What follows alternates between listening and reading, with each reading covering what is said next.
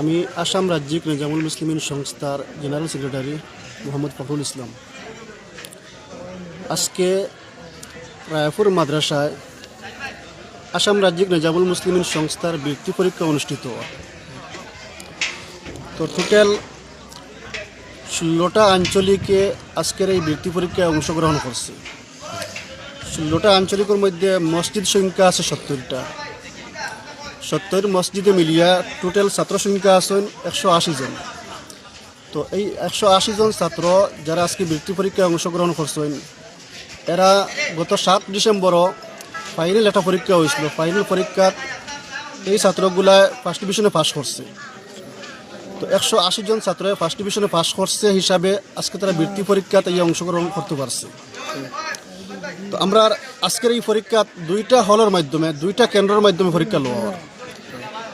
2 হলের মাঝ থাকিয়া হল নম্বর 1ও জিম্মাদার তথা এক্সটার্নাল হিসাবে রায়পুর মাদ্রাসার শিক্ষা সচিব আমার উস্তাদ হুজুরি আগে মাতিছেন, তানে জিম্মা দেওয়া হয়েছে প্রথম হলর।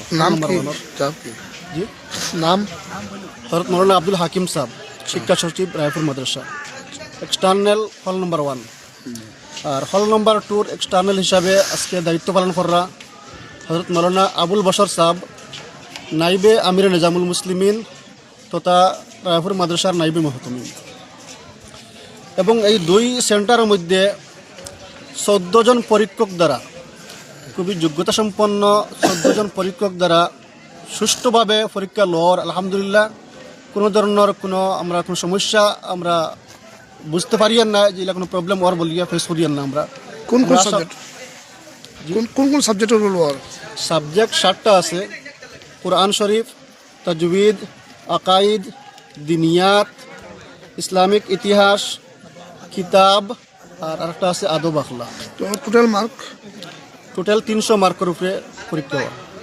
সর্বোচ্চ কতজন যাইব আপনারা এখানে? তো গত বছর আমরা প্লেসও 10 জন ঢুকাইছি। তো কোনো সময় মানে সম নম্বর হওয়ার কারণে 10 নম্বর জায়গাত 12 জন, 14 জন, 15 জন এরকম হইন। তো এবার ইনশাল্লাহ ওরকম থাকবা। ডাবলিং নম্বর হয়ে যায়, এর কারণে ছাত্র সংখ্যা বাড়ইন, তখন 15, 16, 17 থেকে পৌঁছইন। আর এই আজকের এই পরীক্ষায় যারা প্লেসও ঢুকবা, এই রেজাল্টটা আমরা আগামী 24 জানুয়ারি 2026 ইংরাজি সংস্থার বাৎসরিক সম্মেলন হইব, ওখানে আমরা ঘোষণা করব। নিজামুল মুসলিমিন সংস্থার অন্তর্গত প্রত্যেকটা আঞ্চলিকর সভাপতি, সেক্রেটারি তথা প্রত্যেক আঞ্চলিকর অন্তর্ভুক্ত সবাহী মক্তবকলর ইমাম সাহেবকলরে অশেষ ধন্যবাদ জানাই। আর টান এত পরিশ্রম করিয়া বাচ্চারার পিছে মেহনত দিয়া দিন রাত্রিরে এক করিয়া আজকে যোগ্য একজন ছাত্রের প্রতিষ্ঠিত করিয়া আজকে পরীক্ষার মধ্যে আওয়ার সুযোগ তাদের পাইছেন, নিশ্চয়ের পিছে মেহনত শ্রম দিছেন। তো আমি আজকে অনেক দূর তাকিয়া এই পরীক্ষার লাগি আজকে উপস্থিত হয়েছেন।